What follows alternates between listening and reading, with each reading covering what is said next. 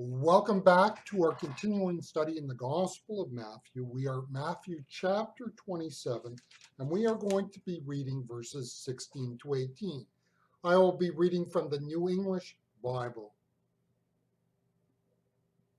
There was then in custody a man of some notoriety called Jesus Barabbas. When they assembled, Pilate said to him, "Which would you like me to release to you? Jesus Barabbas or Jesus called Messiah?" For he knew it was out of malice that they had brought Jesus before him. Now, when we look at this passage, there are clearly questions that we want answered that we will never be able to answer.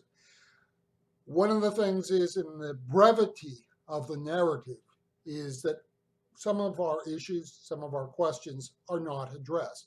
Now, in a case like this passage, of course, we can go to the other gospels such as Mark chapter 15, Mark 15 and verse 7, Luke chapter 23 and verse 19, and John chapter 18 and verse 40. We can look at other comparable texts within the gospel that deal with this section of Jesus' life and ministry to kind of fill out a bit more details. But when that is said and done, we still have a limited amount of information.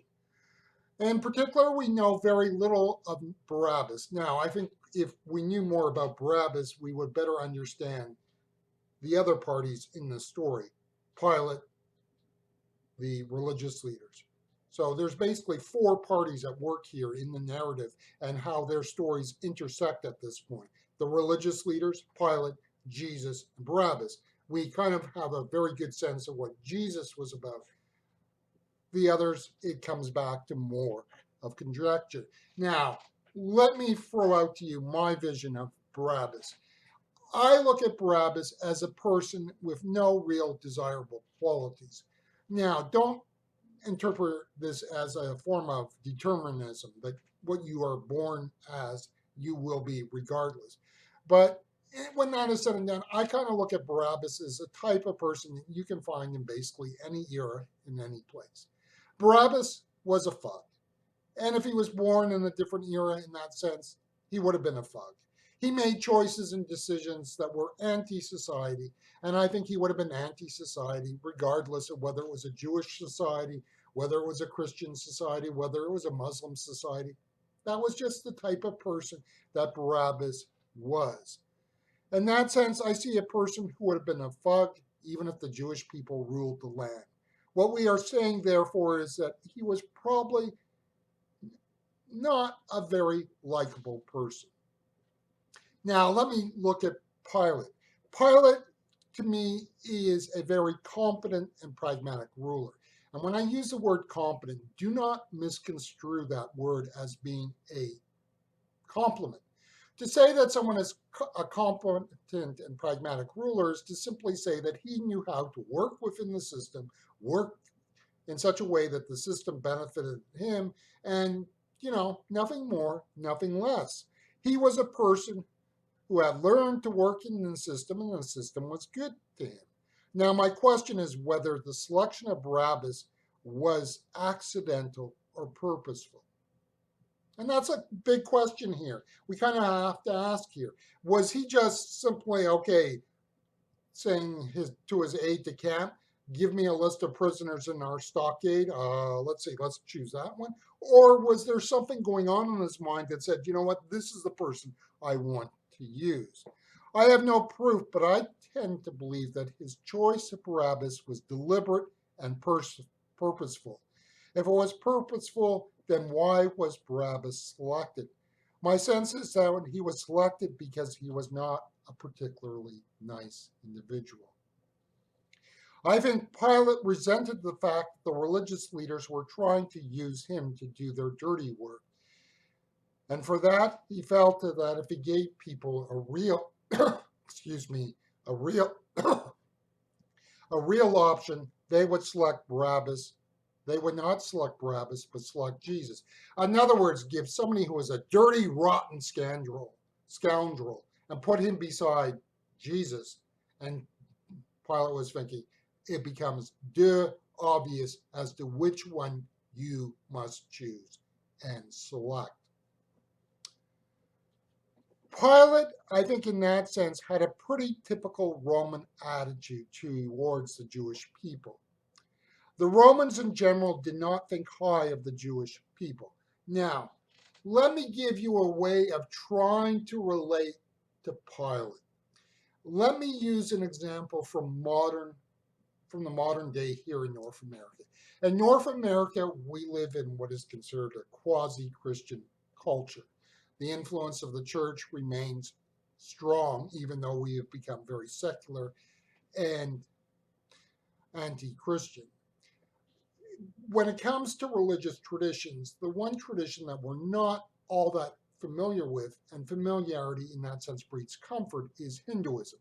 Now, obviously, there's been a lot of migration from the country of India and the Indian subcontinent to the Americas. And so there is pockets of in our major urban centers where you can find large Indian populations. But I'm saying, generally speaking, what we're talking about is that we are largely unfamiliar with Hinduism as a religion, and in particular, how that influences and impacts culture, how it influences and impacts the world that you live in. So if you take the average North American and transplant them to India and immerse them 24/7 in a Hindu religious culture daily, I think that experience would be the experience that Pilate had, being immersed 24/7 in a Jewish culture. In other words, it was something that was uncomfortable, unfamiliar, and something that he never really fully fitted in. And I think when we look at what historical records we have, we can say that that was kind of more or less an accurate read. That his 10-year rule was a rule which never really got comfortable with it. Now, the other thing I would add is kind of our use of a modern concept here to help understand what Pilate and what his position and what his work was about. In modern terminology, we use the word brand or branding, and the importance of companies to extend their brand and, in that sense, identify with their brand a certain image that helps to sell their product. In that sense, Pilate represents the Roman brand. And the Roman Empire was about extending that Roman brand and getting people to identify with it and come alongside it. In that sense, when you look at Pilate, he was decidedly Roman, and he would be perceived by non-Romans as snobbish when it comes to all things Roman. Pilate, from what records we have, therefore never fitted in very comfortably because he was both Roman and anti-Jew. The attempt to give the people an easy choice to release Jesus over Barabbas is a reflection of this, because he knew that the religious leaders were not being fair. In verse 18, we are told that Pilate understood that the religious leaders were not motivated by pristine ideas. Pilate was a pragmatist. How do you keep the various factions of Judaism off your case? There is a maxim that applies here: divide and conquer. Did Pilate believe in who Jesus was? He was a Roman and had no use for the Jews and the divisions within Judaism. Pilate was a pragmatist. Jesus was not liked by the religious leaders in Jerusalem. If Jesus was released back into the public, and realize, I think Pilate understood Jesus represented no real threat to the Romans, Jesus would therefore be the focus of attention of these religious leaders. In other words, it would feed into the factional divide of Judaism, get them focused on their divisions, and they became less of a problem for the Romans to rule over. If they were doing this, they would not be a bother to Pilate. Roman rule over the Promised Land, in a sense, was aided and abetted by divisions within the Jewish community.